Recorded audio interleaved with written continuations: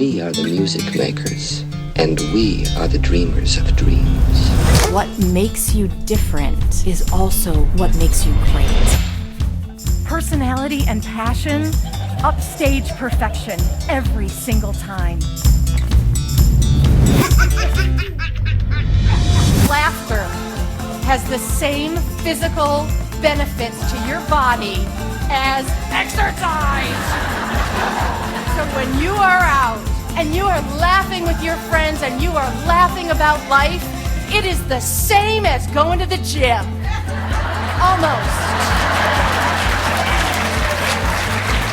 Humor is the tool that I use to connect. I encourage you to embrace your inner dork. Because if we all know that at our core is a dork, there's nowhere to go but up. If you're laughing, you're listening. And if you're listening, you're learning. Our speaker today was featured on the Dr. Oz show. She helps people engage more, stress less, and enjoy the journey of their lives. She's been a university professor, communications specialist, professional actress in New York City, fashion designer, and author of the new book, Half Full of It, Activating Optimism and Other Hardcore Soft Skills.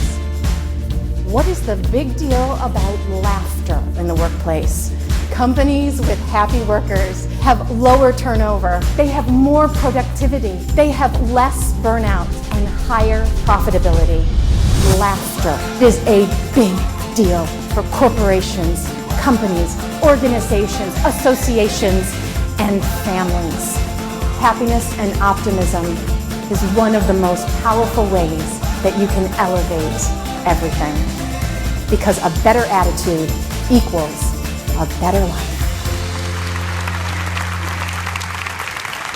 Here to help us laugh, our glass half full, please join me in welcoming our speaker, author, and shoe sale junkie, Tami Evans. I have a confession. And I figure that a Vegas showroom is probably the best place to share it, because it's just us. Hi, I'm Tami, and I'm a recovering people pleaser. Can anyone relate? Is anyone? Oh, okay. Do you find that you can kind of keep everything going? You've got the balance. Everything's going along smoothly. Someone calls you and they ask you to do something, to volunteer, just something outside of your realm of responsibility.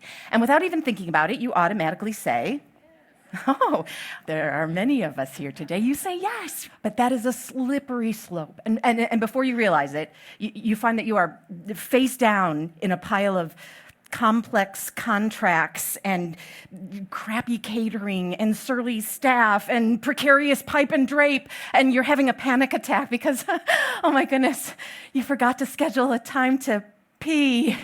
Who's with me? Who's off the wagon right now? I have something that might help.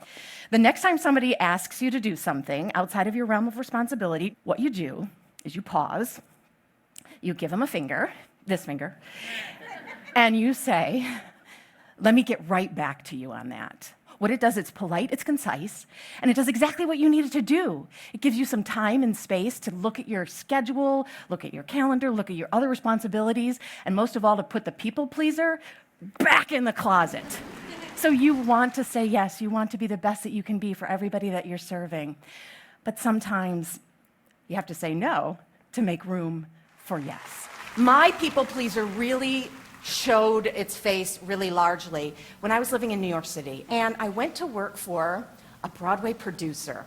It was really wonderful. The only problem with this job is that my boss, she's, what's the word? A difficult person, I think is how you say that. Her way of communicating was that if she didn't feel like she was getting through to you, then she would speak louder and lean in closer, and speak louder and lean in closer. So it all came to a head one day when we were sitting around a board meeting, and she was getting louder and louder and leaning in. She eventually reached across the table and flicked me in the forehead. I know!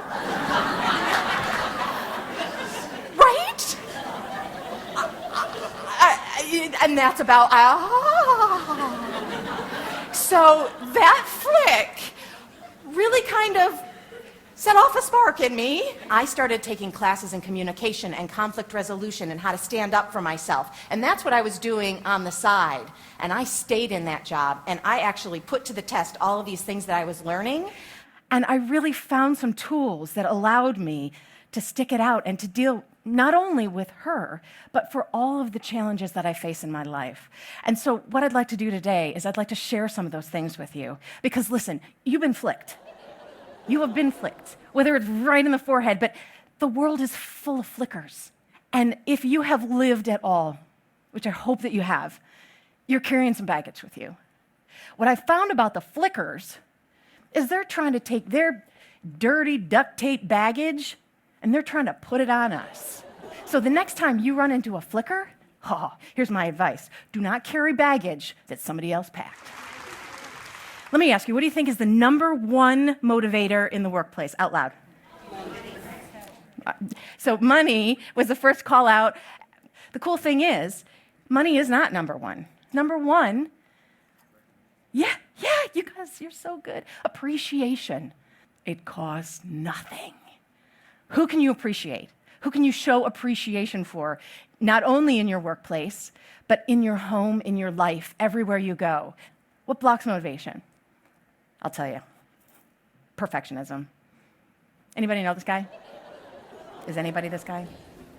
The difference between precision and perfection is when you stop and you don't move forward because it's at 80%. Right? How many times have you been working on something and thought, it's almost there, I'll get back to it? And it's gone. Being a classically trained actress, what I really wanted was to be on stage in New York City. And I thought, the only way that that is ever going to happen is if you're perfect.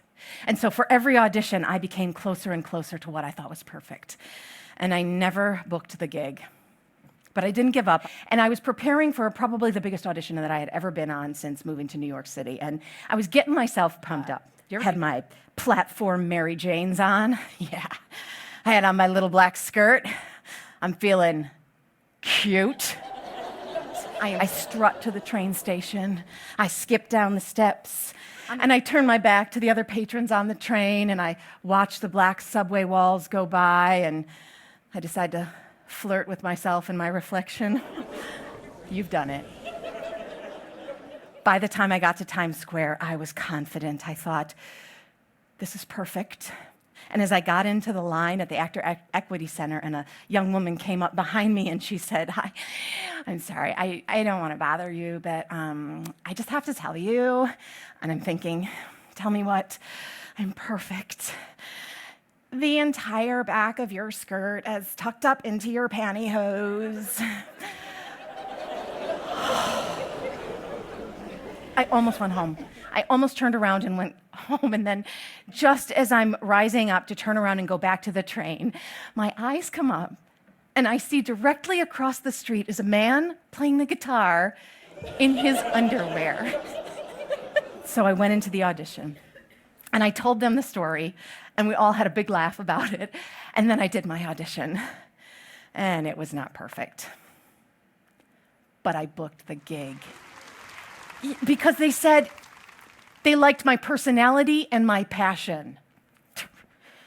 It took that pantyhose moment for me to realize personality and passion upstage perfection every single time. Inspiration for me is all about an outlook. And I think it's about optimism. Optimism is a choice that we make every day.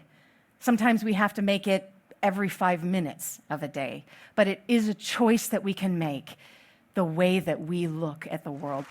Optimism is about making a choice. You can either look at it through a zoom lens where you narrow in. I call it the loss lens. Because those are the people that are like, but what about, but you know, what if we, but you know them, right? The yabbit rabbits? That's the loss lens. When you zoom in and you're just looking at that one little thing. The other lens that we can choose to use is the wide lens. I call this the gain lens. Because I think if you change your lens, you change your view. So you ask yourself, How is this situation going to feel for me in 4 minutes, in 4 days, in 4 months, in 4 years? And if you ask yourself those questions, most of the time, most things won't even be uncomfortable after 4 minutes. Now, you might be facing people that are always using their loss lens. Use your gesture and then say, "May the fours be with you." Having an optimistic outlook in your profession and in your personal life leads to happiness, which leads to laughter. Laughter's a big deal. It's one of those things where, you know how you're like, oh, have you gone to the gym today? Have you worked out? Have you gotten your exercise? What I want you to also ask yourself, have I laughed today? Have there been some time when I've laughed with my team, when I've laughed with my family? Because laughs are lunges for the soul. And listen, I know that the world is not all rainbows and daisies, and that some of you are sitting there going, yeah, all right, chirpy. This is the kind of thing where when you are in that dark place, if you can help light a spark for yourself and for others, people who can laugh together can solve bigger, more complex problems together. And truly, you will get out of that dark place faster if you can shed some light into it. So when it's dark, light a spark. When you collect kindling, you can laugh your glass half full. It's one of those things that there's a lot of power in it. I encourage you to embrace your inner dork. Because if we all know that at our core is a dork, there's nowhere to go but up. And remember, if you do anything with your passion and your personality, then you will be adorkable. Sometimes people are doing really wonderful things, but there's just the missing element of the fulfillment level of all the people that make that happen. To come in and be able to engage their employees and really use all of these tools, it can affect so much change so easily.